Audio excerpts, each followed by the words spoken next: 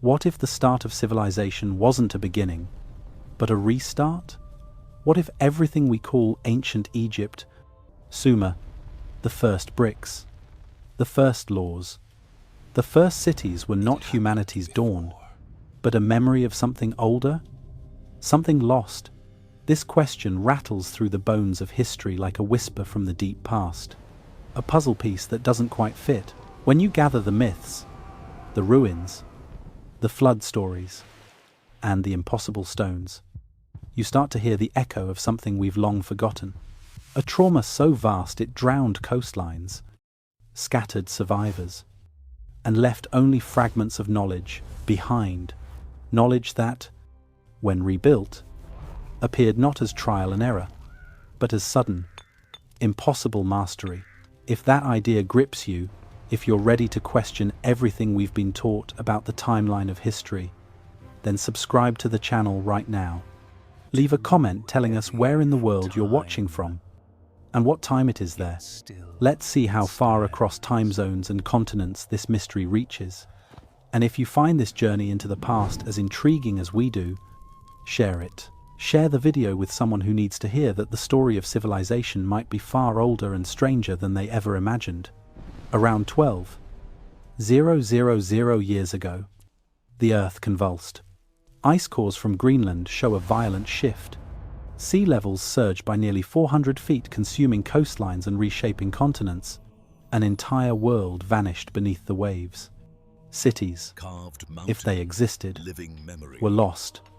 Only what was built on high ground remained. Mountain temples, plateau monuments, the high places endured, and those who came after, scattered survivors of whatever came before, were left staring at ruins. Trying to remember, they built what they could with what they had, echoing structures they could no longer explain. They raised stones because stone was all that remained. Every ancient culture remembers the flood. In Sumer, Utnapishtim built his ark. In India, Manu tied his boat to the horn of a fish god to survive. In the Americas, gods walked out of the water to teach civilization anew. In Africa, Australia, Polynesia, the same story in different tongues. Destruction, survival, rebirth. For centuries, we dismissed these as myths, moral fables, but geology tells the same tale. The end of the Ice Age wasn't gentle, it was apocalyptic. The Younger Dryas was a sudden return to glacial conditions. Firestorms swept continents, ice sheets collapsed, oceans surged, and when the waters fell again, when the skies cleared, something strange happened. People began to build suddenly, precisely, mysteriously. Conventional history teaches a ladder, from crude to refined, from stone to steel. But what if it's not a ladder? What if it's a spiral? What if those ruins cut stones heavier than modern cranes can lift? Temples aligned to stars with impossible precision. Cities planned with knowledge that took us millennia to rediscover. Aren't anomalies? What if they're messages, survivals? What if we've climbed this path before, all across the globe, in places supposedly separated by oceans and millennia?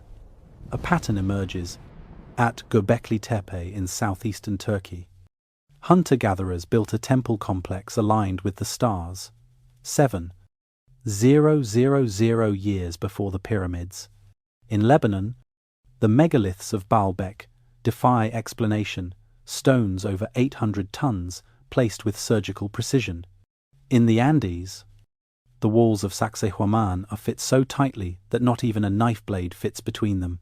In India, the Kailasa temple wasn't built, it was carved downward from a mountain, removing 400,000 tons of rock with perfect engineering. On Easter Island, statues weighing 80 tons were somehow walked across rugged terrain. Each site a riddle, each monument a refusal to be forgotten.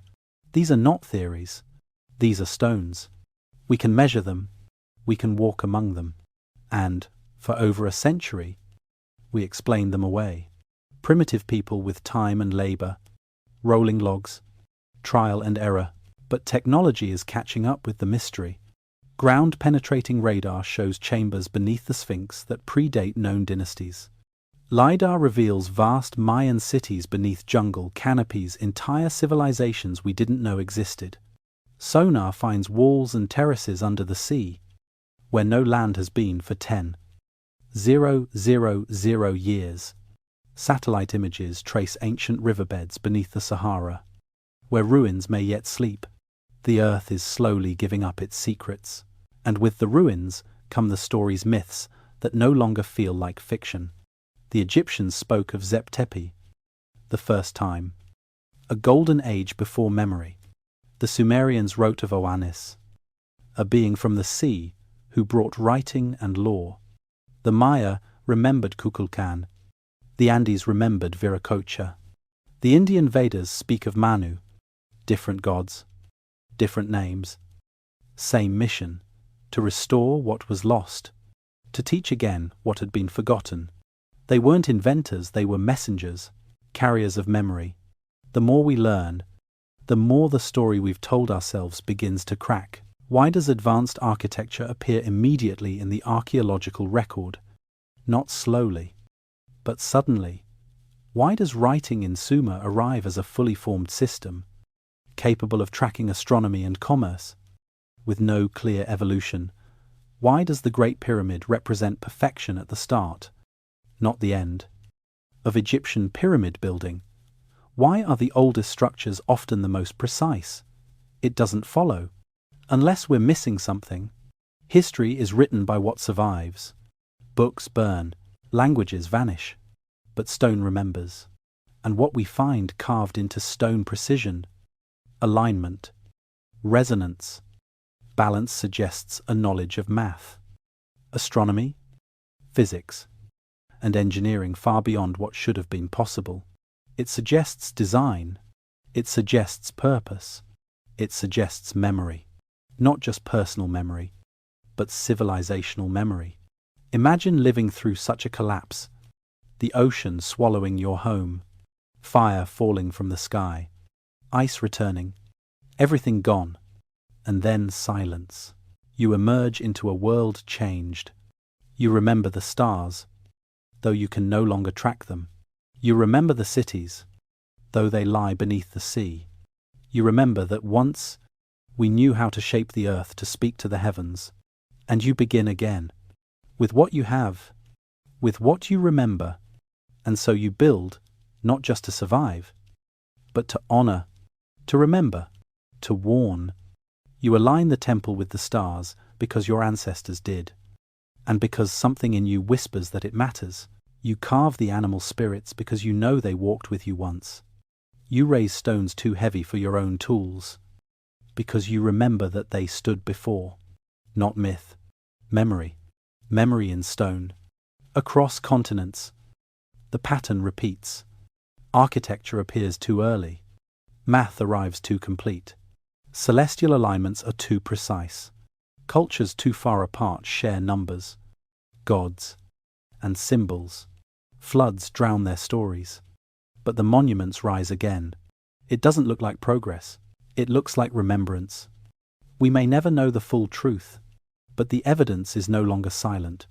The earth remembers, and when we look closely at the stones, at the sky, at the stories, we begin to remember too. Not with facts and timelines, but with intuition, with awe, with the feeling that we've walked this path before. And maybe, just maybe, we're walking it again, roughly 800 years ago.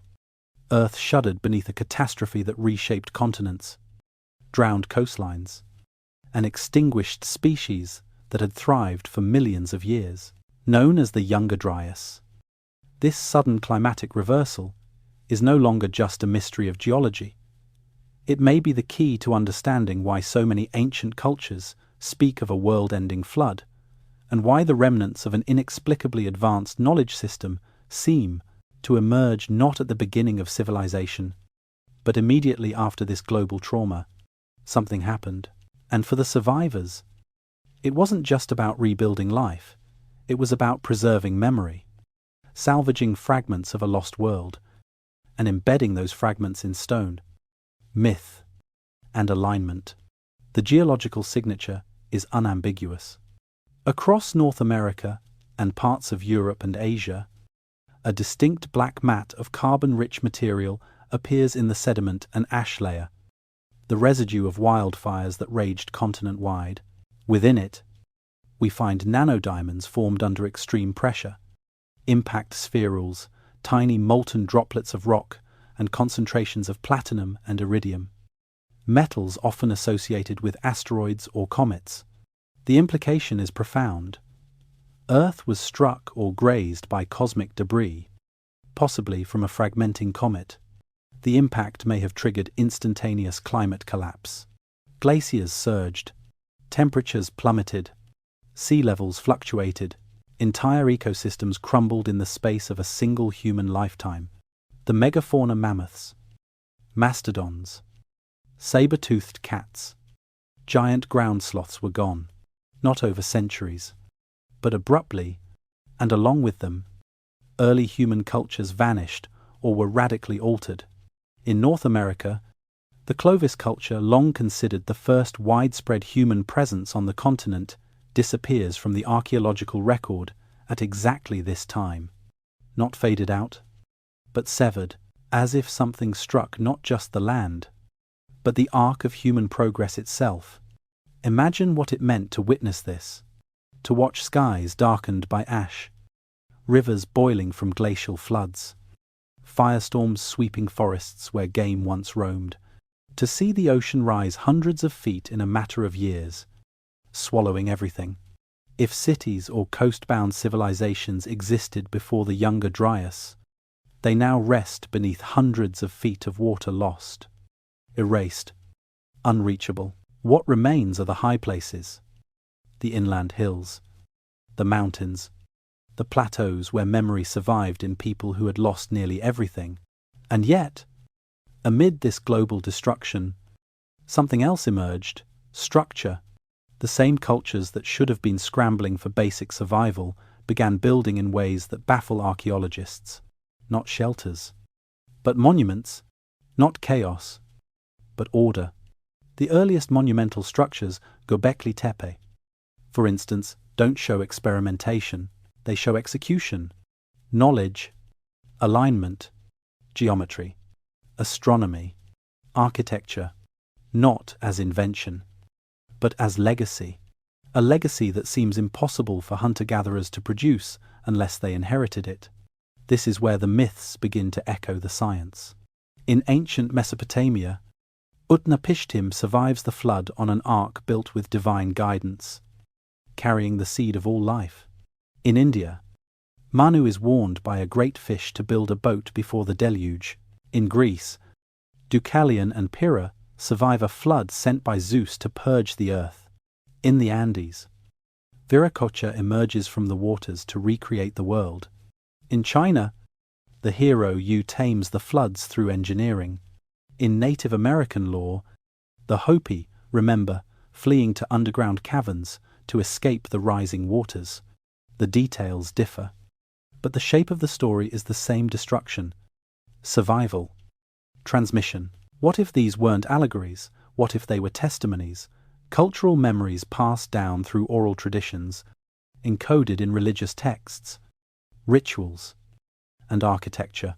We already know that oral histories can preserve accurate information for thousands of years.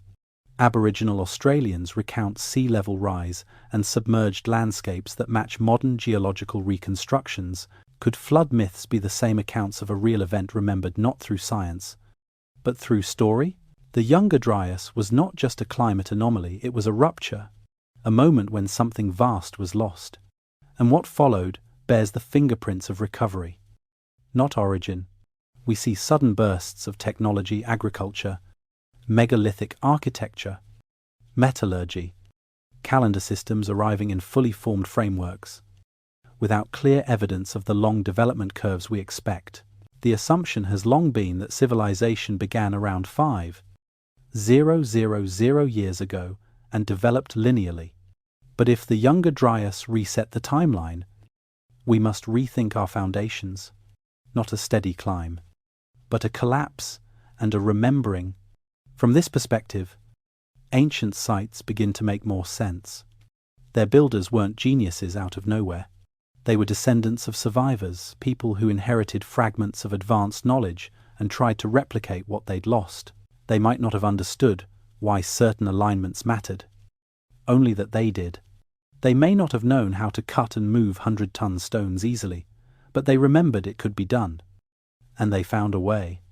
This lens also reframes the mythic figures of ancient times, not gods, perhaps, but bearers of memory, culture heroes, survivors who brought with them systems of knowledge from the pre-cataclysm world, Oannes, rising from the sea to teach the Sumerians, Quetzalcoatl bringing calendars and astronomy to the Maya, Thoth giving Egypt writing and law.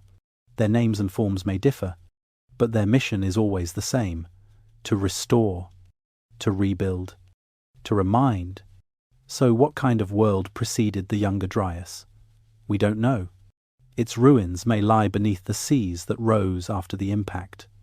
Its cities, if they existed, may be buried under coastal sediments or lost beneath jungles and deserts.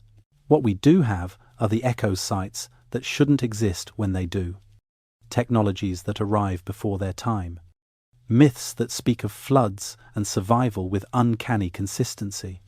The pieces don't fit the puzzle we've been told to build, but perhaps they belong to another puzzle, one with different edges, shaped by cycles of rise and fall. In this view, civilization isn't a straight line, but a spiral. It ascends, collapses, remembers, and begins again. And right now, we might be walking that spiral once more, oblivious to how far back the path actually goes. On a limestone ridge in southeastern Turkey, overlooking the broad plains where agriculture would eventually take root, stands a site that rewrote the timeline of civilization, Göbekli Tepe. When Klaus Schmidt first began excavating the area in 1995, he expected a medieval cemetery. What he uncovered instead defied everything we believed about the origins of complex society. Massive, T-shaped pillars arranged in circles, many weighing over 10 tons, some nearing 20, carved with exquisite depictions of animals, foxes, boars, scorpions, snakes, vultures, and abstract symbols that whisper of forgotten language. Carbon dating revealed something impossible. These stones were raised over 11,000 years ago, around 9,600 BCE. That's more than 7,000 years before the pyramids of Egypt, and at least 5,000 years before writing. It predates agriculture, metallurgy, pottery, even permanent settlement. And yet, it was built. The people who constructed Göbekli Tepe were hunter-gatherers. They had no farms to support them, no cities to live in, no known political hierarchy, and no written language. By the standard model of history, they should have been following game herds, sleeping in temporary shelters, and carving only rudimentary tools. Yet here they were, organizing labor to carve, transport, and raise massive megaliths in precise astronomical configurations. They created not a village, but a sanctuary, not a shelter, but a cathedral. This was not survival, it was sacred intention. Imagine them. These post-cataclysmic people, perhaps the descendants of those who endured the floods and the firestorms of the Younger Dryas. The world they once knew now buried beneath ice or drowned under the ocean. And yet, they remembered, maybe not the full scope, maybe not the original knowledge, but fragments, patterns, shapes in the stars, sacred animals, alignments that mattered, memory passed not through books, but through ritual, through stone. Computer analysis suggests that several of Göbekli Tepe's enclosures were aligned with the constellation Cygnus, as it appeared on the horizon around 10,000 BCE. Other sections may mirror Orion, The same celestial alignment echoed later in the pyramids of Giza. These were not accidental placements. They required not only memory, but observational continuity over generations. You don't build this kind of alignment on accident. You plan it. You know it. You remember it. The craftsmanship itself is astonishing. The pillars are smooth and symmetrical, carved with what appears to be an understanding of balance and weight distribution. Some carvings appear to emerge in relief from the stone itself, with delicacy that suggests tools far beyond what should have existed. Yet, no evidence of metal tools has been found at the site. How did they do it? What motivated them to try? The answer may lie in purpose. Klaus Schmidt believed Göbekli Tepe was never a place of dwelling, but of gathering, a place of pilgrimage, a place of ceremony, a place to remember. And then, just as mysteriously, they buried it, not by erosion, not by decay. Göbekli Tepe was deliberately and carefully backfilled. Thousands of tons of debris were packed into its enclosures.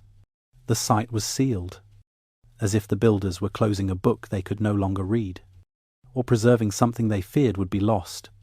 This burial preserved the site almost perfectly for over 10,000 years. But it also raises new questions. Why would people go to such effort to hide what they had made? Was it an act of reverence or of fear? Some archaeologists believe the burial was symbolic, a way to mark the end of an era. Others suggest it was a reaction to trauma, a way of safeguarding sacred knowledge in the face of coming hardship. Perhaps the builders sensed that their connection to the past was slipping.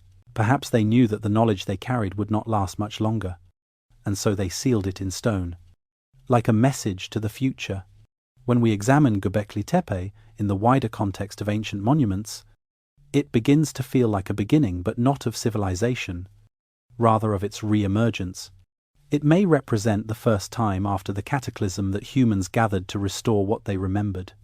A place where the stories of the stars were spoken again. A place where geometry and alignment were sacred acts. A place to recall not what they were inventing, but what they had lost, and the pattern repeats. Across the world, the oldest monuments are often the most sophisticated. Later attempts decline in precision. At Göbekli Tepe, the earliest enclosures are the most complex and the largest. Later circles are smaller and simpler. The same reversal appears in Egypt, where the earliest pyramid, the Great Pyramid, is the most precise. In Sumer, writing appears fully formed, not as scrawls becoming script, but as a complete system. In the Andes, early stonework shows impossible joints and seismic resistance. While later buildings crumble, what we see is not the ascent of civilization, but the fading memory of something that once was. Even the animals carved into the stones suggest continuity with deeper myth. The vulture, for instance, is associated in many ancient cultures with rebirth and the soul's journey to the sky. The scorpion appears in constellations and in Mesopotamian myth. The fox trickster, guide, or sacred animal appears in Native American, Siberian, and Asian traditions. These were not decorative carvings. They were symbolic. They were part of a cosmology too deep for us to fully recover. Göbekli Tepe challenges everything. It forces us to consider that memory can outlive technology, that architecture can be a form of time travel, and that knowledge can sleep beneath the earth for millennia. It asks us to stop thinking of history as a straight line and begin thinking in echoes. And if a group of so-called primitive hunter-gatherers could build something so precise, so aligned, and so purposefully sacred just after the end of the Ice Age, then what exactly were they trying to remember? In the fertile basins of the Nile and the Tigris-Euphrates rivers, two of history's most iconic civilizations rose seemingly from the dust: Egypt and Sumer.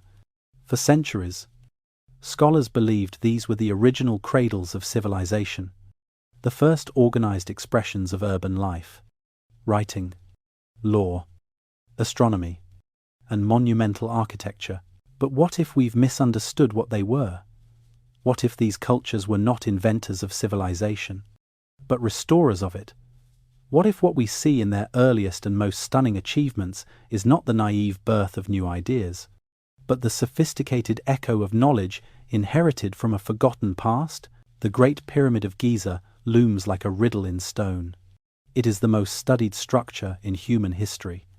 And yet, its secrets persist. Built around 560 BCE, according to mainstream archaeology. It consists of roughly 3 million limestone blocks, some weighing over 80 tons. The base covers 13 acres and is level to within a fraction of an inch across that entire expanse. The sides align to true north, not magnetic north, with a precision unmatched by any other ancient structure. The tools we believe were available: copper chisels. Stone hammers should have made such precision impossible. And yet, it stands. More curiously, the pyramid appears at the very beginning of Egypt's pyramid building period, not as a culmination of experimentation, but as a peak that was never reached again. Later pyramids are smaller, sloppier, and prone to collapse. The bent pyramid leans awkwardly. The pyramid at Meidum fell apart. The pyramid of Khafre, built just after the Great Pyramid, is less precise. Why does the most perfect example appear first? In any other technological timeline, early attempts are clumsy, with mastery arriving later. But here, the inverse is true perfection, then decay. This isn't innovation, it's memory. The ancient Egyptians had their own explanation. They called it Zep Tepi, the first time, according to their sacred texts. This was a golden age when gods walked among men and brought divine knowledge to the world. Pharaohs were not inventors of the pyramid form, they were revivers of it. The pyramid texts, inscribed in the 5th dynasty, describe the pharaoh's soul ascending to the constellation Orion to reunite with Osiris, the god of death and rebirth. The 3 pyramids at Giza mirror Orion's belt. The shafts within the Great Pyramid align to Sirius and other key stars. This wasn't architectural coincidence, it was celestial choreography, thousands of miles to the east. Another civilization tells a similar story. Around 200 BCE, the Sumerians emerged in southern Mesopotamia. In the historical record, they appear suddenly, not gradually. Their writing system, cuneiform, does not evolve from simple marks into complex text over centuries. It arrives already capable of tracking commerce, documenting law, recording hymns, and charting the stars. Their math was based on a sexagesimal system, base 60, not the base 10 system most early cultures used.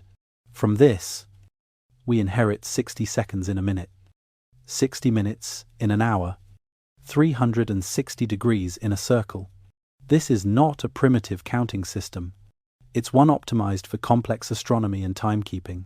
Sumerian ziggurats, massive temple towers, were oriented to the cardinal directions. Their dimensions and layouts reflected astronomical knowledge, and their temples functioned not only as religious centers, but as observatories. They tracked the cycles of Venus with astonishing precision. Their myth of Oannes, an amphibious being who emerged from the sea to teach writing, mathematics, and civilization parallels the Egyptian stories of Thoth, the god who brought writing and science. These were not self-flattering myths. They were acknowledgments that something had come before. Even their legal codes were fully formed. The Code of Ur-Nammu, written around 100 BCE, is the oldest known law code, predating Hammurabi. It was comprehensive, categorizing crimes, specifying punishments, and standardizing legal practices. It wasn't a crude experiment, it was a system. A civilization doesn't invent law in one generation. It remembers it. Just as Egypt's earliest pyramid was its best, Sumer's earliest writing and city plans were its most sophisticated. Later periods show simplification and fragmentation. Why does the pattern repeat? Why do these civilizations emerge not climbing toward brilliance, but descending from it? The answer may lie in the great forgetting. If the Younger Dryas cataclysm shattered an earlier civilization, the the survivors would have passed down what they could: stories, rituals, star maps, principles. The full systems may have been lost, but fragments endured. In Egypt and Sumer, those fragments were reassembled, encoded into architecture, myth, and lore. And when they raised their cities, they did so with the conviction that they were restoring something sacred. In both civilizations, the cosmos was a blueprint. Temples mirrored the heavens. Time was sacred, measured with care. Buildings were aligned to solstices, equinoxes, and celestial events. These were not acts of curiosity, they were acts of devotion. Their entire worldview assumed that knowledge came from above, from before, from the gods. Whether those gods were divine beings, ancestors, or metaphors for lost teachers, the message was the same: we are heirs, not inventors. This interpretation helps make sense of the deep consistency seen in architectural ratios and sacred geometry across both cultures. Proportions based on the golden ratio and square roots appear not just in monumental buildings, but also in lesser-known structures, suggesting a widespread understanding of mathematics embedded into craft and daily life. Even the oldest known cylinder seals contain symbolic geometric patterns and numerical groupings consistent with astronomical cycles. These weren't just decorations, they were diagrams of a worldview, diagrams of time, harmony, and balance. And perhaps that's why so many of these structures still stand. They weren't built to celebrate power, they were built to preserve knowledge. They were messages to the future, carved in stone, pointing to the sky. Their silence is misleading. These monuments speak in alignment and angle, in symmetry and proportion. They whisper the same thing: remember. And we, in our age of machines, may finally be able to hear what they were trying to say. In the mountains of Lebanon, in a narrow, fertile corridor known as the Bekaa Valley, stands one of the most enigmatic foundations in the ancient world, Baalbek. At first glance, the site is impressive for its Roman ruins. Towering columns of the Temple of Jupiter and intricately carved stonework of the Temple of Bacchus reflect the grandeur of the Roman Empire.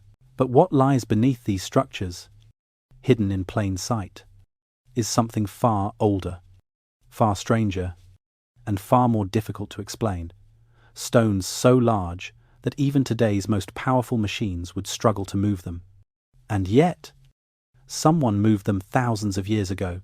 The core of this mystery lies in the massive stone blocks that form the platform beneath the Roman temples. Among them are 3 enormous stones known as the trilithon. Each of these stones is about 60 feet long, 14 feet high, and 12 feet thick, weighing an estimated 800 tons. They are fitted with such precision that no mortar was needed and no gaps are visible between them. They rest 20 feet above ground level, stacked and aligned with a mastery of engineering that defies explanation. For context, 800 tons is roughly the combined weight of 3 fully loaded Boeing 747 seconds. Moving one such object would be a marvel. Moving and placing 3 at that height and with that precision stretches the limits of possibility. In the nearby quarry, just a short distance from the main platform, lies the stone of the pregnant woman, an unfinished megalith measuring over 1,000 tons. Even larger is the stone uncovered in 2014, partially buried beneath layers of earth, weighing an estimated 650 tons. It is the largest known work stone ever found, shaped, smoothed, but never moved. Why it was abandoned remains a mystery. What we do know is this: the technology required to lift and transport these blocks appears to exceed what the Roman Empire or any known ancient civilization had at its disposal.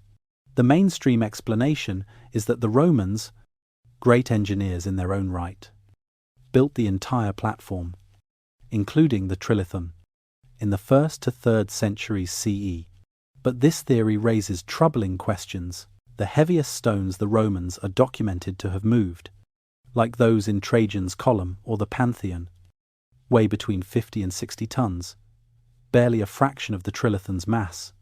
Roman records are extensive and meticulous, proudly detailing their construction achievements. Yet no document describes how they would have moved 800-ton blocks. Their cranes and pulleys, reconstructed by modern engineers, could not have performed this feat. If the Romans didn't build it, then who did? Some researchers propose that the platform predates Roman construction by thousands of years, perhaps belonging to a much earlier civilization whose engineering knowledge has been lost to time. This theory is supported by erosion patterns. The lower megalithic stones show more significant weathering than the Roman temple structures above them, suggesting a greater age. It's possible that the Romans arrived at Baalbek, found an existing sacred site with a massive stone platform, and simply built their temple on top of it, adapting what was already there. As conquerors often do, the question of how these stones were moved remains, even if we accept that ancient builders used levers, sledges, and manpower. There's a limit to what such methods can achieve. Moving a 1,000-ton stone across uneven ground without fracturing, it requires not just strength, but advanced understanding of load distribution, friction, stabilization, and terrain management. And yet, here they are cut, moved, and placed so precisely that they've survived millennia of earthquakes, invasions, and weathering. What tools did they use? No advanced metal chisels have been found.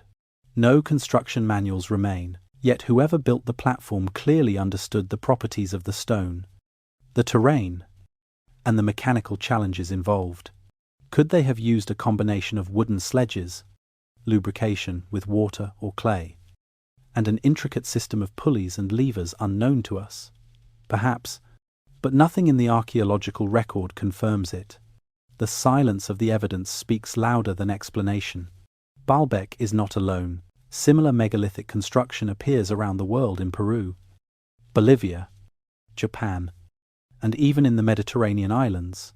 The scale of these stones often seems excessive, even irrational. Why use 800-ton blocks when 10-ton blocks would suffice? The consistent answer may lie in function, stability. In seismically active regions, heavier and more precisely interlocked stones perform better during earthquakes. They flex rather than crack. Their sheer mass keeps them grounded. This suggests that the builders understood seismic engineering perhaps through long observation and oral tradition, or through inheritance from a much older, forgotten system of knowledge. Another possibility is symbolic. Perhaps the scale was itself part of the message, to build something that could not be moved. Something so impossibly large and durable was to challenge time itself. The stones became a monument not just to the gods, but to permanence, a declaration that knowledge, once encoded in stone, would outlast the rise and fall of empires. And then there's the question of why.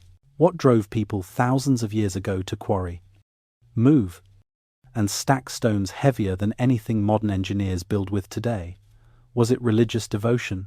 Was it to align with celestial patterns? Or was it something else, an attempt to preserve knowledge in the only medium that endures time, stone? The very act of moving such stones would have required coordination, mathematics, geometry, and planning at a level not normally attributed to early societies. Could it be that Baalbek is another echo of a pre-cataclysmic civilization, one that knew how to work with mass and matter in a way we've forgotten? If so, then Baalbek is not just a site, it's a fossil of a memory, preserved in limestone. Standing at Baalbek, surrounded by stones that shouldn't be there, one feels a strange dissonance. The grand Roman columns feel understandable, familiar, but the stones beneath silent, enormous, and unapologetically impossible, feel like a question no one is ready to answer. They are too precise for chance, too massive for muscle, too ancient for the tools we've found, and so they sit, heavier than history, unmoved by time, waiting for us to remember. High in the Andes, nearly 12,500 feet above sea level, where the air thins and the landscape turns to jagged stone. A mystery rises from the earth. Stone walls so perfectly assembled they defy logic, architecture, and even time. This is the legacy of the ancient Andean civilizations, whose most enduring monuments are not pyramids, nor written texts, but stones that fit together with such precision that no mortar was ever needed. And no earthquake has ever brought them down. These aren't just structures, they are puzzles, and they challenge everything we think we know about the capabilities of ancient builders. One of the most famous examples is the fortress of Sacsayhuaman, located just outside the city of Cusco in Peru. Towering limestone blocks, some weighing as much as 200 tons, are shaped into irregular polygonal forms, some with as many as 12 angles that fit together like an enormous three-dimensional jigsaw puzzle. There is no standard shape, no uniform block, and yet every stone fits perfectly. No blade can slip between them, no mortar binds them. They have endured centuries of earthquakes that toppled Spanish colonial buildings just meters away. Yet the Inca walls remain as if untouched by time or tremor. This is not the result of primitive trial and error. This is design born of knowledge specific, applied, and intergenerational. The craftsmanship is stunning. To shape these stones without the use of iron tools, as is commonly believed, would require an intimate understanding of geology, patience, and skill bordering on genius. And yet, the Andes are filled with examples of such precision in Ollantaytambo, Machu Picchu, Pisac, and beyond. Wherever the ancient Andean peoples built, they built in stone, and they built with purpose. Go further into the Altiplano, near the southern shore of Lake Titicaca, and you find another mystery, Tiwanaku and its satellite site Pumapunku. Here, andesite blocks, one of the hardest and most brittle stones on Earth, were cut into right angles, H-shaped interlocking pieces, and complex joints with almost machine-like precision. Some show recessed patterns and grooves that suggest templates or standardized units of measure. Their surfaces are smooth, their edges perfect, their angles uniform. For a society with no known writing system, no known wheel, and no known metal tools harder than copper or bronze, the implications are profound. Experimental archaeology has shown that it is theoretically possible to cut and shape andesite using stone hammers, sand, and water. But the level of consistency seen at Pumapunku across dozens of stones is something else entirely. This is not the result of a few extraordinary craftsmen. This suggests a system, a tradition of stonemasonry passed down with precision, practiced to perfection, and understood well enough to be applied on a scale that borders on industrial. Yet what industry could exist at 12,000 feet, with thin air, freezing nights, and treacherous terrain? The answer may lie not in brute force, but in vision. The builders of these walls didn't think like modern engineers. They didn't need cranes or schematics.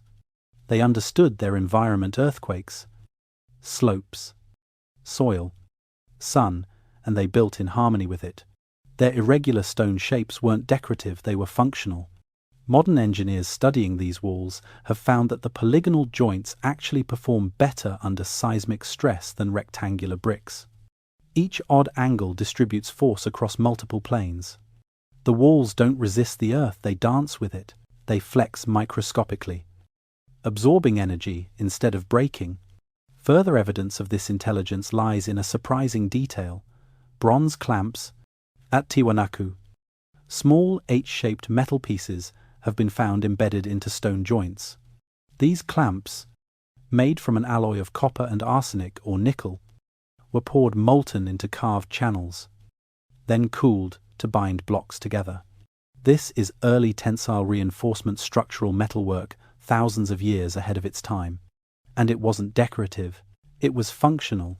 The builders understood not just compression, but tension. They understood how to lock their stones into place to resist vibration, stress, and time. And yet, the mystery goes deeper. Why build at such altitudes in the first place? Why haul stones from distant quarries over mountains and valleys when easier building sites lay below? The answer might be spiritual, astronomical, or both. The Andes were sacred, the mountains were gods, and Lake Titicaca, the highest navigable lake in the world, was believed to be the birthplace of creation itself. Myths speak of Viracocha, a god who emerged from the lake to recreate humanity after the world was destroyed by flood. The stones, the temples, the alignments they may have served as bridges between sky, earth, and memory. Some scholars argue that Tiwanaku functioned as an observatory, its sun, gate, and ceremonial spaces aligned with solstices and equinoxes. Others suggest that the entire city was a cosmogram, a physical map of the heavens rendered in architecture. If true, this would make it not just a city, but a model of the universe, not merely a place to live, but a place to remember built by people who believed their stones would speak to the sky. And what of those who came before the Inca? Before Tiwanaku? What if the knowledge to build these earthquake-proof walls, these interlocking masterpieces, was already ancient by the time the Inca rose to power? The Inca themselves, when asked how they built such walls, said they did not. They said the walls were the work of the Viracocha, the old ones, the ancestors of time. Once again, the pattern returns monuments that predate memory, stones that preserve a knowledge lost to history, structures that speak of something more. Here in the Andes, high above the world, the mystery of ancient technology takes on physical form, not in metal machines, but in gravity-defying blocks, not in written codes, but in the silence of perfect joints, not in electricity, but in resilience against quake, decay, and forgetting. Each stone is a syllable of a vanished language. Together, they tell a story of survival, mastery, and remembrance. The genius of the ancient Andean civilizations was not limited to stone walls and skyward temples. Their greatest achievements may lie not in what rose above the ground, but in how they reshaped the very land beneath their feet, how they engineered survival in one of the harshest climates on Earth. The high plains of the Andes, with their freezing nights, blazing days, and unpredictable seasons, are unforgiving. Yet, in this extreme environment, ancient people developed systems of agriculture, hydrology, and acoustic design that were not only functional but elegant. Their architecture was not an attempt to dominate nature, but to cooperate with it. On the Altiplano, near Lake Titicaca, a remnant of these systems still survives, though barely, known as waru-waru. These are raised agricultural beds separated by water-filled canals. At first glance, the design appears inefficient. Why waste so much land on water trenches? But when viewed through the lens of ancient environmental knowledge, waru-waru are brilliant. During the day, the water absorbs heat from the sun. At night, when temperatures drop below freezing, the water releases that heat, warming the air around the crops and protecting them from frost. The canals also serve another function. They prevent waterlogging during the rainy season and provide a habitat for nutrient-rich aquatic plants and small fish. These are periodically harvested and used to fertilize the soil. It's a closed-loop system, regenerative, efficient, and sustainable. Modern experiments have shown that waru-waru fields can outperform modern agricultural methods by 50 to 100% in the same environment. When archaeologists and engineers recreated the system in the 1,980 seconds, they were stunned by how well it worked. The fields required less irrigation, resisted frost damage, and needed fewer chemical inputs. In a world grappling with food security and climate instability, this ancient technology suddenly looks not primitive, but visionary. It wasn't about yield alone, it was about resilience. The Inca expanded upon this knowledge through terracing. On mountainsides across Peru, Thousands of meticulously carved terraces step down the slopes like green stairways to the clouds. These were not just ways to stop erosion, they were sophisticated microclimates. Each terrace retained water, moderated temperature, and allowed for different crops to grow at different altitudes. Potatoes, maize, quinoa, coca, all could be cultivated within a narrow geographic footprint, with each level fine-tuned to specific growing conditions. These terraces weren't just carved, they were engineered. Many contained sublayers of gravel and sand for drainage, clay for water retention, and organic topsoil for fertility. Rain was captured and directed precisely. Nothing was wasted. Then there's the matter of water itself. At Machu Picchu, the royal estate high in the clouds, a network of fountains, drains, and channels carved into the stone still functions today. The site receives over 75 inches of rain annually, yet floods are rare. That's because the entire city was designed with hydrology in mind. Water was collected from springs, directed through stone channels, used for bathing and drinking, and then drained away through substructures that prevented erosion and collapse. The foundations themselves rest on layers of crushed stone, ancient French drains that kept water moving and the ground stable. This same systems thinking extended beyond farming and hydrology into something more abstract: sound. At the Kalasasaya temple in Tiwanaku and other ceremonial centers throughout the Andes, archaeologists have discovered acoustic properties embedded in architecture. Certain spaces resonate, certain arrangements of stones echo human voices with strange clarity. Some researchers believe that these were not accidents, that temples and plazas were designed to amplify chants, focus sound waves, or create a sense of reverberation during rituals. The Andes are filled with wind and silence. In such a landscape, sound carries meaning. It becomes sacred. Why would ancient builders be concerned with sound? Because sound is energy. It affects the human body. It triggers emotion, memory, transcendence. Ritual chants, flutes, drums all become tools in shaping not just the space, but the human experience within it. Modern acoustic engineers have found that certain frequencies can alter states of awareness, stimulate memory, and even create the illusion of expanded space. Perhaps the ancient Andean cultures discovered this not through electronics, but through intuition, observation, and centuries of ritual. In the Sacred Valley and at sites like Moray, we also find circular, amphitheater-like depressions whose purpose is still debated. Some believe these structures were agricultural labs, with temperature differences between the levels allowing for crop experimentation. But others have noted their acoustic properties, how a voice at the center can be heard clearly at the upper rings, as if amplified by the earth itself. These spaces may have served dual purposes: centers of science and ceremony, research and ritual, united in a worldview that saw no divide between the two. All of these elements: terracing, waru, hydrology, acoustic design, suggest a worldview in which architecture was not merely functional or aesthetic, but holistic. The builders did not separate engineering from environment, or ritual from agriculture. They did not treat the land as an obstacle to overcome, but as a partner to collaborate with. Their structures were not imposed on nature, but woven into it. The result was a kind of technology that worked with the forces of the earth, rather than against them.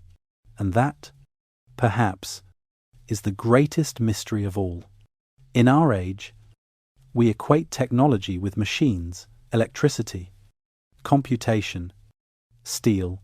But the ancient Andean engineers built systems that required no motors, no wires, and yet achieved levels of efficiency and sustainability that we are only beginning to rediscover. Their buildings didn't pollute. Their fields regenerated. Their water flowed exactly where it needed to go. Their rituals resonated in spaces designed to remember. What they created was not just survival, it was harmony. A form of intelligence embedded in stone, soil, and silence. And while the world they built has long faded into legend, the systems they left behind are still whispering to us through every terrace, every channel, every echo in a temple wall.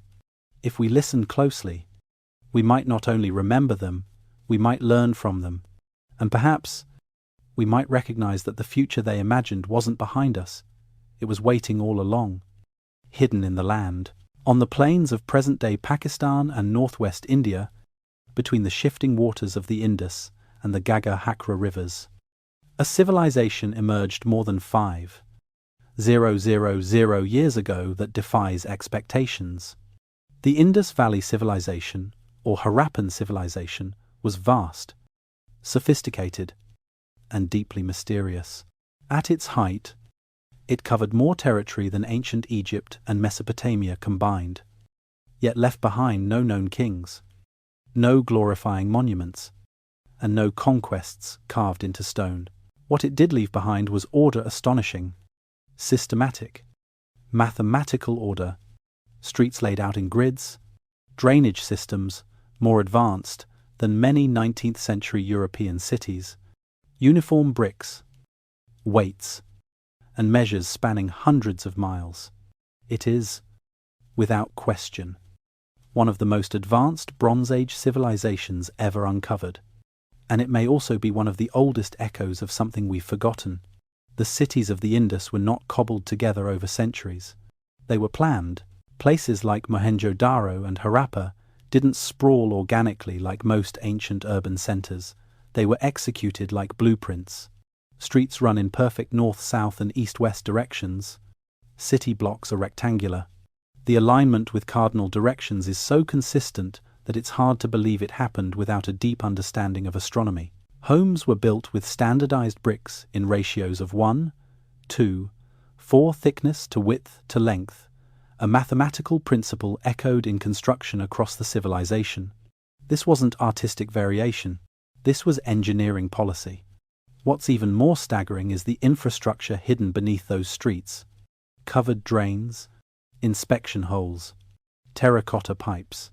Wastewater flowed away from homes through carefully sloped channels. Public wells provided clean water, and sewage never mixed with drinking sources. Nearly every house had a bathroom, many with advanced drainage systems. No chamber pots dumped in streets, no raw waste pooled in alleys. In some areas, private toilets fed into centralized sewage lines, an innovation that wouldn't be replicated in most of the world until thousands of years later. In medieval London, human waste ran down open gutters, but in Bronze Age Mohenjo-Daro, it vanished quietly underground. Yet the most haunting aspect of the Indus Valley civilization isn't what it built, it's what it didn't say. Unlike Egypt, Sumer, or China, the Indus left no deciphered records. Thousands of inscribed seals have been found, covered in a still undercoded script of pictographic symbols, human forms, animals, geometric shapes. But we have no Rosetta Stone for the Indus. We don't know their laws, their gods, or their histories. We don't even know what they called themselves.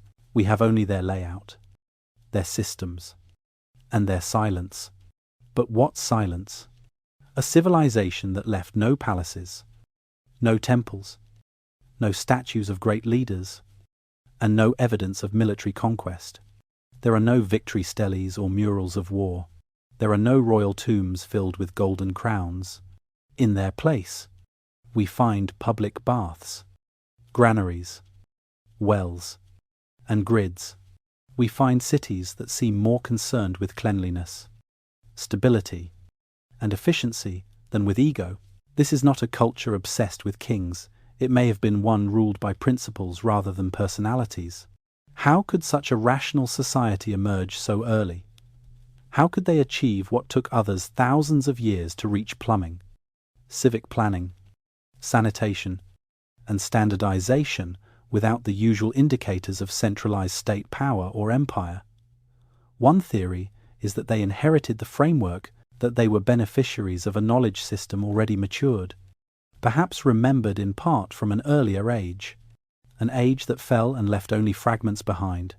The Indus may not have invented civilization from scratch, they may have revived it. This would explain the remarkable uniformity across such a large area.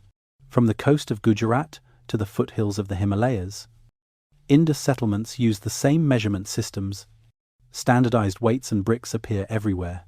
It suggests either strict central oversight or the survival of a deeply rooted system of understanding that persisted regardless of distance.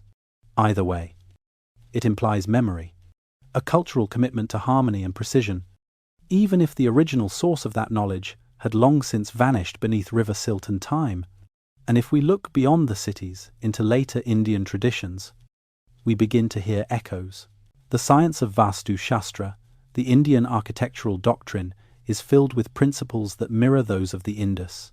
Orientation to cardinal directions, harmonious proportions based on geometric ratios, the balance of elements earth, water, fire, air, and space integrated into spatial design. Even the belief that architecture should reflect cosmic order is present. Though Vastu texts were written thousands of years after Mohenjo-Daro was abandoned, the continuity feels too strong to ignore. It's as if something survived, not the structures, but the logic behind them. Archaeologists have speculated that the Indus people were deeply in tune with their environment. They built on elevated platforms to avoid seasonal floods. Their cities were modular and scalable, designed for both density and efficiency. The layout of homes often allowed for airflow and natural cooling. They weren't merely surviving their climate, they had mastered it. Their construction materials were affordable, locally sourced, and consistently manufactured. Their economy, based on trade, was facilitated by a system of seals, weights, and perhaps symbolic notation that allowed them to connect with distant regions. In short, they had built not just a society, but a system, and yet it all vanished. Around 1900 BCE, the Indus cities began to decline. Climate change likely played a role, the drying of rivers, perhaps the shifting of monsoon patterns. Trade routes changed, populations dispersed. But unlike other collapses, there's little evidence of war or disease. No mass graves, no burned cities. It's as if the system unraveled gently, not with fire, but with forgetting, and in its place, silence. But what if that silence wasn't the end? What if the knowledge of the Indus Valley didn't vanish, but dispersed, sublimated into myth, encoded into ritual, hidden in proportion and geometry? What if their urban harmony became the sacred geometry of later temples? What if the voices we cannot hear in their script are still speaking through form, function, and alignment? The Indus Valley is a ghost empire. It speaks not in proclamations, but in bricks. It rules not through kings, but through pattern. It teaches not with epics, but with drainage systems and civic planning. And in that silence lies a strange power, a whisper from a time when civilization meant something different. A time when order mattered more than glory, when the measure of a culture wasn't how loudly it shouted, but how precisely it moved through the world. In the basalt cliffs of Maharashtra, India, there is a monument that challenges not only our understanding of ancient architecture, but the very definition of human capability. The Kailasa temple at Ellora is not made of stone blocks. It was never assembled. It was not built, it was revealed, carved downward from a single monolithic rock. It stands today as one of the largest and most complex rock-cut structures in the world, and its construction remains, to this day, a mystery wrapped in precision, devotion, and staggering imagination. The temple is part of the Ellora Caves, a complex of more than 30 rock-cut monasteries, chapels, and temples that stretch across a 2-kilometer escarpment. These caves span 3 major religious traditions: Buddhism, Hinduism, and Jainism coexisting side by side in one sacred landscape. But Kailasa, also known as Cave 16, stands apart. It is not simply cut into a cave wall, it is freestanding. carved top-down into the volcanic rock, removing an estimated 400,000 tons of stone. No scaffolding, no margin for error. Every cut permanent, every mistake irreversible. To understand the scope of this feat, imagine carving a multi-story cathedral from a mountain without blueprints, machines, or digital modeling. The artisans began at the top, first shaping the roof, then carving downward through 2 levels, into walls, columns, halls, and finally, subterranean chambers. They maintained perfect symmetry throughout. The temple measures over 100 feet high, 160 feet long, and 109 feet wide. Within it are intricately sculpted elephants, lions, gods, goddesses, dancers, and mythological scenes, each emerging from the solid stone with fluid motion and precise detail. Modern engineers and architects still struggle to explain how this was achieved. There are no visible signs of abandoned attempts, collapsed pillars, or structural miscalculations. The temple is balanced, perfectly proportioned, and fully functional as a space for ritual, sound, and movement. Drainage systems have been carved into the floor to protect against monsoon rains. The weight of the structure is evenly distributed despite being excavated from above. The spatial planning required to execute such a project is not only remarkable, it's almost incomprehensible without modern surveying tools. Some suggest that a detailed scale model was created in advance. Others propose that the builders may have used string grids, plumb bobs, and rudimentary geometry to map out dimensions. But even with such tools, the real challenge is the mental visualization. The artisans had to imagine the entire temple in reverse, inside out, and top down. Every figure, column, and passageway had to be accounted for before the first chisel struck stone. The risk of ruin was constant. And yet, there is no evidence of hesitation in the work. The Kailasa temple is not just a marvel of architecture, it is a cosmological statement dedicated to Lord Shiva. It represents Mount Kailash, the mythical abode of the god. The entire temple is a sacred diagram, a mandala rendered in stone, harmonizing spiritual principles with physical form. The carvings don't merely decorate, they narrate cosmic cycles, epics, and metaphysical truths. In its proportions and spatial relationships, the temple reflects the principles of Vastu Shastra, India's ancient science of sacred architecture. Orientation, symmetry, rhythm, and symbolism merge into a space that is not only visited, but experienced. This is not a solitary anomaly. Across India, rock-cut temples appear in locations as remote and harsh as they are spiritually potent. The Ajanta Caves, Elephanta Island, Badami, and Mahabalipuram all exhibit similar feats, entire sanctuaries carved from living rock, filled with sculpture and sacred geometry. These sites were not experiments. They represent a mature tradition, one that saw the earth itself as a canvas for divine expression. To carve into a mountain was not to conquer it, but to reveal the sacred form already hidden within. What does this tell us about ancient technology? Not machines, perhaps, but mental mastery, a deep understanding of geometry, material behavior, and spatial harmonics. The knowledge encoded in these temples is not mechanical, it is conceptual. The planning methodology may have existed in oral traditions, passed through generations of guilds and master carvers. It may have included astronomical observation, proportions derived from nature, and encoded ritual knowledge. This was engineering as a spiritual act. And if such a knowledge system existed, where did it come from? The builders of Kailasa left no detailed manuals, no engineering plans, no texts explaining their methods. What we see is the end product, a complete and refined result. It's as if we're looking at the third or fourth generation of a forgotten tradition, a legacy carried forward from an older time, a memory not written in words, but in craft. In action, in stone, some researchers have pointed out similarities between the proportions of Kailasa and earlier sites across India, Harappan cities, megalithic dolmens, and even the subterranean water tanks of Dholavira. The same mathematical sensibility appears again and again: sacred ratios, cosmic alignments, axial symmetries.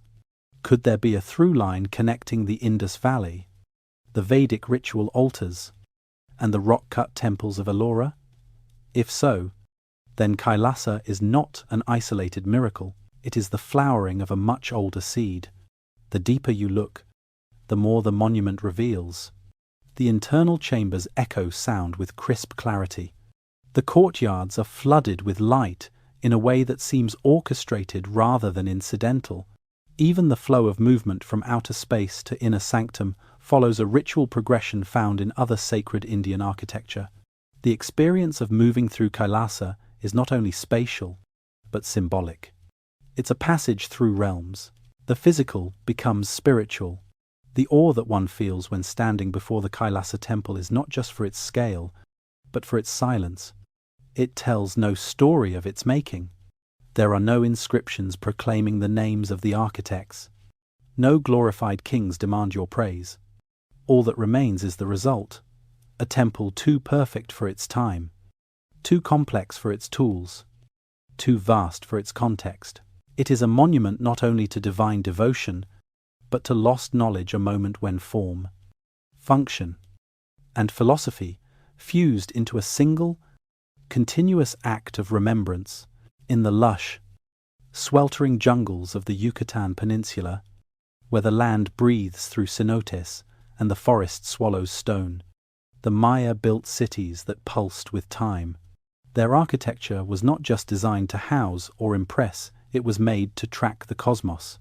With pyramids that marked solstices, observatories aligned with Venus, and calendars that counted not just years but epochs, the Maya were not simply builders. They were engineers of time itself. At the center of Chichen Itzá, one of the greatest Maya cities, stands El Castillo, also known as the Temple of Kukulkan. From a distance, it appears like a stepped pyramid among many, but twice a year, during the spring and autumn equinoxes, a shadow play transforms it into a celestial stage. As the sun sets, light filters through the northwest corner, casting a series of triangular shadows along the balustrade. These 7 shadows form the body of a serpent, which appears to slither down the steps to meet a carved serpent's head at the base. For about 45 minutes, this dance of light and stone creates an illusion so precise that it stuns modern engineers and astronomers alike. This was not decorative. This was intentional. A calendar made visible. El Castillo is not alone in its astronomical artistry. Nearby, the circular structure known as El Caracol, the snail, was used as an observatory. Its windows align with the extreme rising and setting points of Venus, which the Maya tracked obsessively. Venus wasn't just a planet to them, it was a divine messenger, a celestial timekeeper. They mapped its synodic cycle, accurately measuring it at 584 days. A calculation so precise that modern astronomers are still in awe. They wove Venus into their mythology, linked it to sacrifice, warfare, and cycles of renewal. Their calendar systems were equally breathtaking. The Maya used not 1, but 3 interlocking calendars. The Hub, a solar calendar of 365 days. The Tzolkin, a 260-day sacred calendar based on ritual cycles. And the Long Count, a base 2, 0-vigesimal system that tracked the number of days since the mythical creation date August 11, 3114 BCE. In our Gregorian calendar, these systems meshed together in a complex mechanism, like ancient gears of cosmic precision. Their understanding of time was cyclical, layered, and sacred. It wasn't just about tracking days, it was about harmonizing with the universe. Every major Maya city was built with astronomy in mind. Temples and pyramids were aligned with solstices, equinoxes, lunar standstills, and planetary cycles. At Uxmal, the Pyramid of the Magician is believed to align with Venus. At Tikal, stelae and ceremonial platforms track solar movements with astonishing accuracy. These were not isolated achievements, they were part of a larger system. A civilization-wide obsession with time, stars, and structure. But the Maya didn't stop with light and shadow. They built with sound. Stand at the base of El Castillo and clap your hands. The echo that returns is not just a clap, it mimics the chirp of the Quetzal, a bird sacred to the Maya and associated with Kukulkan. This effect is not accidental. Acoustic analysis reveals that the steps were designed to diffract sound waves upward, changing their frequency. The result is a kind of sonic illusion, a voice from stone. Other structures at Copan and Palenque show similar properties, with plazas and temples designed to amplify voice, music, or ceremonial sounds. The architecture was alive with resonance. Why does this matter? Because it shows the Maya were not only mathematicians and astronomers, they were artists of perception. They understood how light moved across seasons, how sound moved through space, and how people experienced both. They engineered emotion into their cities. A visitor didn't just see a temple, they heard the gods. They felt the passing of time in their skin, in the warmth of the equinox sun, in the silence of aligned spaces. It was an immersive experience long before the term existed. And beneath the ground, more wonders awaited. The Maya were masters of water management in a land with no surface rivers. They built Chultans underground cisterns to capture and store rainwater. They constructed vast reservoirs and engineered filtration systems using sand and crushed limestone. At Tikal, a system of causeways and channels directed water to storage areas, ensuring survival during dry seasons. In cities like Calakmul and Karakol, sophisticated hydraulic systems rival anything in the ancient world. Water was not just a necessity, it was sacred. Cenotes were portals to the underworld. Rain was a blessing from Chak, the storm god. To manage water was to speak with the divine. Despite all this, the Maya are often remembered only for their collapse. But collapse is a misleading term. Maya civilization never disappeared, it transformed. The great cities of the lowlands were gradually abandoned around the 9th century CE, likely due to environmental stress, warfare, and political fragmentation. But the people remained. The culture survived. Millions of Maya still live in Central America today, speaking ancestral languages, preserving rituals, carrying memory in blood and breath. The cycle continues. What's remarkable is not just what the ancient Maya achieved, but how they achieved it. With no metal tools, no beasts of burden, no wheeled carts. They quarried limestone with stone tools. They moved massive stones with human labor. They built without mortar, relying on precise stone fitting. Their tools were limited, but their minds were not. They compensated not with machines, but with understanding of the earth, of the sky, of themselves. And so we return to the pyramid, the echoing clap, the serpent of light. What kind of civilization builds such things? One that listens, one that watches the stars and hears the silence between them, one that maps the heavens not just to predict, but to participate. The Maya did not separate the sacred from the scientific. For them, time was a deity, space, a ritual, architecture, a calendar, and sound a message. In their world, the divine and the measurable were one and the same. In ancient China, technology was never divorced from philosophy.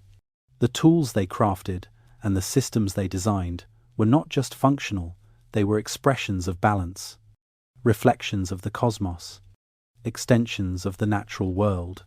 Unlike the monumental stone architecture of Egypt or Mesoamerica, China's genius often lived in the unseen instruments of wood and bronze, hidden mechanisms, and principles that harmonized humanity with the forces of heaven and earth. Where other civilizations carved their legacies into mountain and megalith, China measured the tremors of the earth, the pull of magnetism, and the timing of stars, crafting machines, not of conquest, but of cosmic harmony.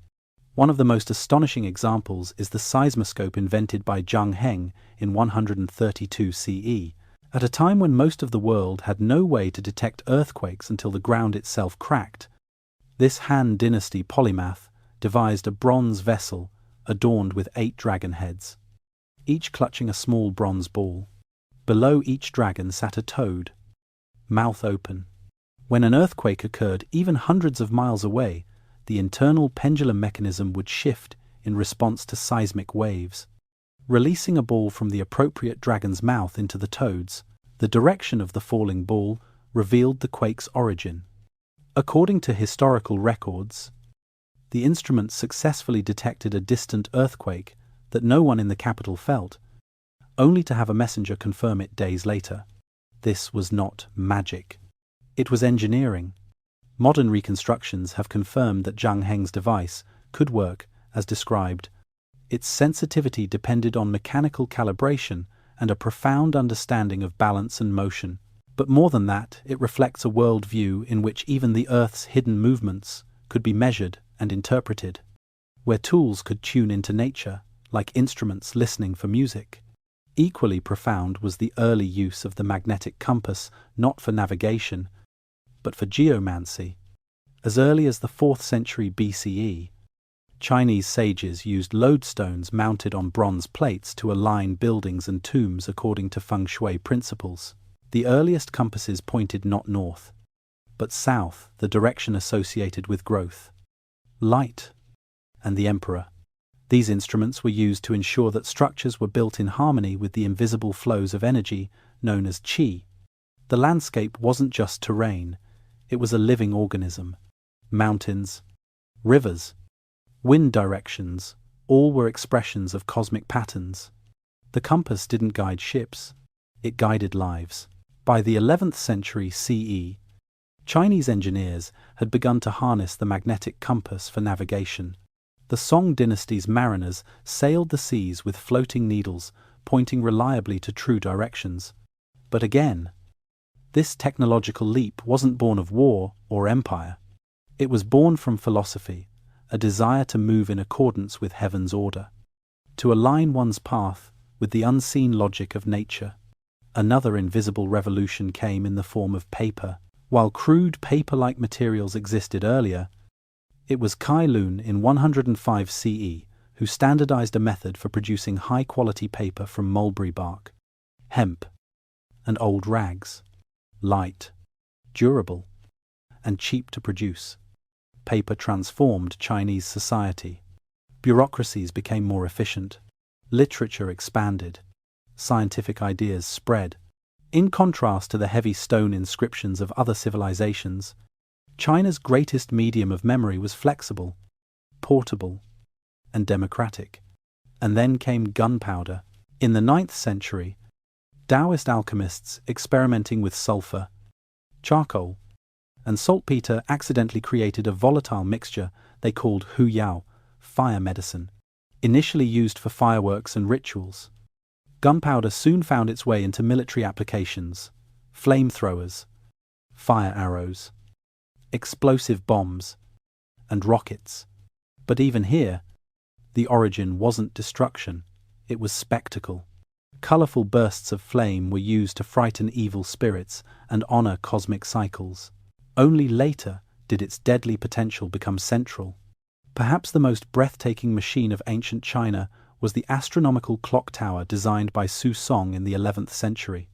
This 30-foot-tall structure combined a water-driven escapement mechanism, essentially an early form of a gear regulator, with an armillary sphere and celestial globe. Every 15 minutes, mechanical puppets emerged from the tower to strike bells and gongs. The mechanism tracked not just the hours, but the positions of stars and planets. It was a model of the universe, not just in symbol, but in motion, a cosmic clock, ticking in harmony with the heavens. What sets this apart from other ancient timekeeping devices is its complexity. It involved chain drives, gear systems, and synchronized displays centuries before anything comparable appeared in Europe. But Su Song didn't see this as a triumph of man over nature. To him, it was an expression of unity between the human and the celestial. His clock didn't just tell time, it aligned time with the stars, with ritual, and with the mandate of heaven. This integration of cosmology and engineering defines ancient Chinese technology. Their inventions weren't isolated tools, they were embedded in systems of meaning, whether it was a seismoscope detecting the dragons stirring beneath the earth, or a compass aligning a temple to the breath of the land. The goal was not just function but resonance. Their tools echoed the structure of the universe. Even mathematics in ancient China was rooted in practical harmony. The I Ching, the Book of Changes, isn't just divination, it's binary code. Its system of broken and unbroken lines maps directly to yin and yang, 0 and 1. It is both metaphysical and mathematical. It's no coincidence that Leibniz, the inventor of binary code in the West, drew inspiration from it. What emerges from this picture is not just a list of inventions, but a different kind of intelligence, one that valued harmony over dominance, measurement over monument, and the unseen over the obvious. Chinese ancient technology was holistic. It saw the earth as alive, the cosmos as patterned, and the human role as one of alignment, not control. And so, while other ancient cultures moved mountains or raised pyramids to be seen from afar, China quietly built instruments to listening to the earth's trembling, to the magnetism of the land, to the cycles of the stars. Their legacy lies not in size or spectacle, but in sensitivity. Their machines weren't monuments of power, they were instruments of balance. Far out in the Pacific Ocean, over 2,000 miles from the nearest continental shore, lies one of the most isolated places on Earth, Easter Island, or Rapa Nui, as its native people call it. Just 63 square miles of volcanic soil, salt-laced winds, and stony silence. Yet this tiny island is home to nearly 900 giant stone statues. Moai, some over 30 feet tall and weighing more than 80 tons. Their sheer presence has mystified explorers and archaeologists for centuries. Who carved them? How were they moved? Why were they abandoned? But perhaps the better question is, what did the builders remember? The conventional view for many years was that the islanders felled trees to transport the moai horizontally using sleds or rollers. This narrative supported a broader collapse theory, that deforestation led to ecological ruin and cultural decline. But a series of recent experiments and studies have challenged that image. In the early 2000s, researchers tested a bold hypothesis based on oral tradition. The statues walked. By attaching ropes to the heads and bases of replicas and coordinating teams to rock them back and forth, they discovered that with careful rhythm, small groups could walk the statues forward in an upright position. No trees, no sleds, just balance, timing, and physics. The design of the moai supports this. Many of them have rounded bases, subtly angled centers of gravity, and forward-leaning heads, all features that facilitate dynamic stability. This suggests that the statues weren't just passively hauled, they were engineered to move, and move in a very specific way. The act of transportation became a ritual, a performance, a spiritual procession. The statues weren't inert objects. They were participants. And why such massive effort for such remote monuments? Because for the Rapa Nui people, the moai weren't decorations, they were ancestors. Each statue represented a deified chief or elder. They stood on ceremonial platforms called ahu, gazing inland to watch over their descendants. Their backs were turned to the sea. Not in defiance, but in guardianship. They faced the villages, the fields, the living. In this worldview, stone remembered. It held mana spiritual power. To carve and raise, a moai was to give shape to lineage, to root identity in landscape. Even more remarkably, The Rapa Nui accomplished all of this without metal tools, wheels, or draft animals. They quarried volcanic tuff from the crater of Rano Raraku using stone chisels. They carved hundreds of statues, many still in various stages of completion, lying half-buried along the quarry slopes as if frozen mid-birth. Some moai were never intended to leave the crater they were meant to stay, connected to the earth that gave them form. Others made the journey to the coast, where they were raised on ahu platforms, many adorned with red stone topknots called puko, signifying status or hair. But the island holds more than statues. Beneath its soil lies a subtler technology, agricultural innovation in extreme isolation. Rapa Nui's land is not naturally fertile. Over time, wind and erosion stripped away nutrients. To compensate, the islanders developed lithic mulching, a method where broken stones were spread over fields to retain moisture, reduce temperature fluctuation, and slowly release minerals. They also built rock gardens, walled enclosures, and protected plantings to manage wind damage. These were systems of survival in an environment where failure meant extinction. And they succeeded for centuries. Recent archaeological evidence suggests the population may have peaked at over 15,000 people, supported by careful land management and complex social organization. The idea that the society collapsed from self-inflicted ecological disaster has been challenged by new studies pointing instead to European contact, slavery raids, and introduced diseases as the primary causes of demographic collapse. The myth of ecocide is giving way to a more nuanced picture of resilience, ingenuity, and tragedy imposed from outside, not within. Another layer of mystery lies in Rongorongo, the only known system of writing native to Oceania, found on wooden tablets.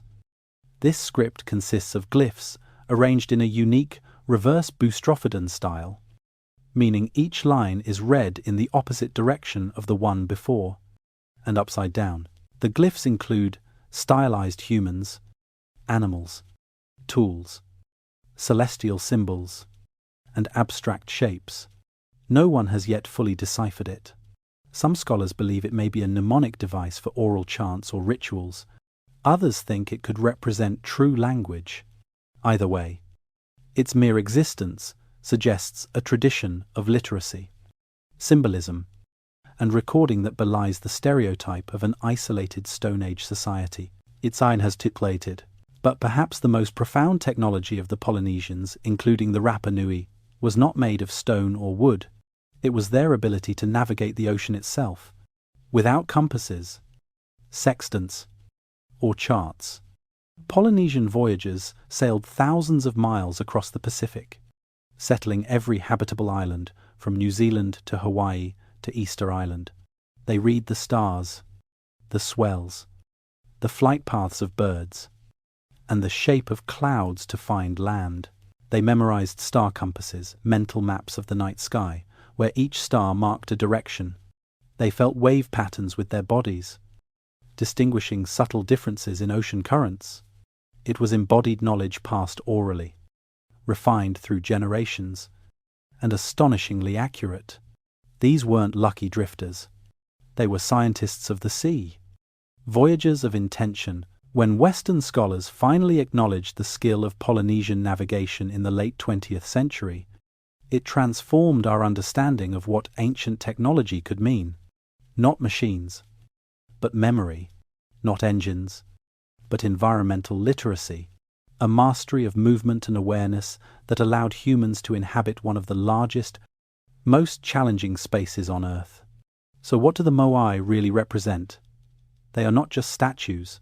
They are testimonies, evidence that people, even in profound isolation, carried forward a knowledge deeper than tools, knowledge of rhythm, of balance, of relationship. The Rapa Nui did not forget what mattered. They remembered how to shape stone, how to read waves, how to encode meaning in silence. And that may be the most enduring legacy of Easter Island, not its statues, but its story. A story that defies the idea that civilization can only arise in fertile valleys with massive cities. A story that reminds us that advanced technology does not always announce itself with metal and machines. Sometimes, it walks slowly across a wind-swept island, in the form of an 80-ton ancestor, moving one step at a time upright, balanced, and in rhythm with the earth, across deserts, mountains, islands, and rivers. The pattern repeats: stone monuments misaligned with our expectations, knowledge systems arriving fully formed, technologies that whisper of an origin not visible in the archaeological record, from Göbekli Tepe's buried pillars to Baalbek's immovable stones, from Tiwanaku's earthquake-resistant geometry to the Maya's celestial calendars, from China's cosmic machines to Easter Island's walking giants. The story that emerges is not one of linear invention, but of memory, and perhaps of recovery. What if these marvels are not anomalies, but echoes, artifacts not of progress, but of preservation? We've been taught to see history as a ladder, a straight climb from primitive to advanced. But ladders don't explain sudden leaps. They don't explain why the oldest monuments are often the most complex. They don't account for knowledge that seems inherited, not developed. A better metaphor may be a spiral, one that rises and falls, one that turns through cycles of creation, destruction, forgetting, and remembering, one where humanity does not ascend in a single, unbroken line, but circles back, time and again, to truths nearly lost. The Younger Dryas Cataclysm, 800 years ago, may have been one such spiral turn.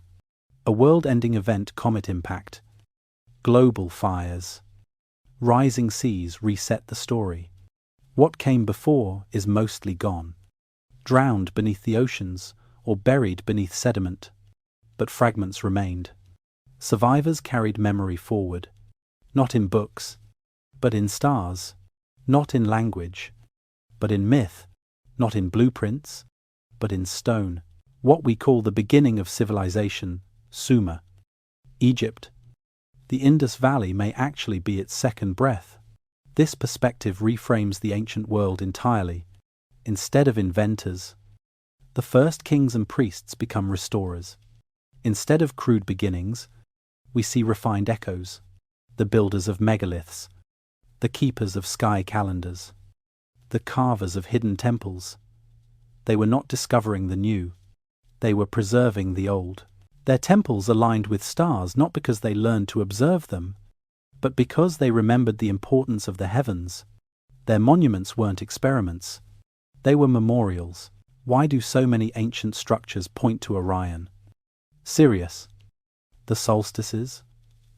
Why do distant cultures share sacred numbers like 72, 360, 432, and 108?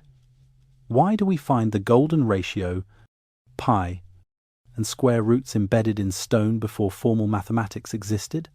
Because these were not discoveries, they were inheritances, passed from hand to hand, generation to generation, often uncomprehended but honored, not because people understood them, but because they knew they mattered. Modern tools are now uncovering what myth and stone have preserved. LiDAR is mapping Maya cities that stretch for miles, hidden under jungle canopies, revealing complexity once dismissed. Ground-penetrating radar beneath the Sphinx shows voids and chambers deeper than dynasties. Sonar has found stone structures off the coasts of Japan and India, beneath waters that were dry land before the last sea level rise. Satellite imagery traces ancient riverbeds beneath the Sahara, where ruins may yet sleep.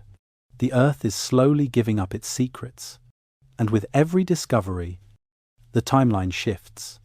We are forced to ask, what else have we lost? And perhaps more importantly, what have we misread? The monuments left behind may not be technological anomalies, they may be warnings, or guides, or attempts to encode truth into forms that outlast flood, fire, and forgetting. Stone endures, alignments endure, math endures. So when words fade, it is these that remember. Even myths take on new weight. Flood stories were long dismissed as metaphors. Now we see they match geological events. The tale of Atlantis, once thought a fable, speaks of a high civilization destroyed in a single day, just as a comet impact might do. The Hopi recall retreating underground to survive rising waters. The Sumerians speak of Oannes, a teacher from the sea. India remembers Manu and the fish god who warned him. The Maya speak of cyclical destruction. Different names, different lands. One memory. What does this mean for us? It means we may not be the first advanced civilization on Earth. We may be the latest. And if so, we are inheritors of a much deeper story.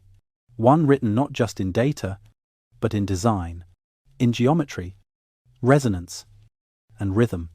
Ancient technology may not be wires and engines, it may be long-term thinking, systems that integrate nature and knowledge, architecture that serves as cosmic record. It may be the ability to observe the heavens for generations and carve that understanding into the bones of the earth. It may be consciousness tuned not to conquest, but to continuity. It may be a technology of attention watching the seasons, listening to stone, speaking with the stars. And now, at the height of our own technological arc, we are in danger of forgetting again. Our monuments are made of glass and steel. Our knowledge lives in silicon and servers. What will remain if the spiral turns once more? Will our memory survive? Will anything we build still speak after the sea has risen, or the sky has darkened, or the power has gone out? Or will only the stones remain? Perhaps that's why the ancients carved in stone. Perhaps they knew forgetting was inevitable. That fire comes. That flood returns. That history is a cycle, not a line. They left messages for whoever would come next. Not just records of what they knew, but signs of what they valued. Harmony, alignment, observation. They weren't shouting into the void. They were whispering to us. So tonight, wherever you are beneath electric lights or beneath the stars, consider this. The spiral turns, and you are standing in its arc, not at the beginning, not at the end, but somewhere between remembering and forgetting. The ancients left us patterns. The question is, will we see them?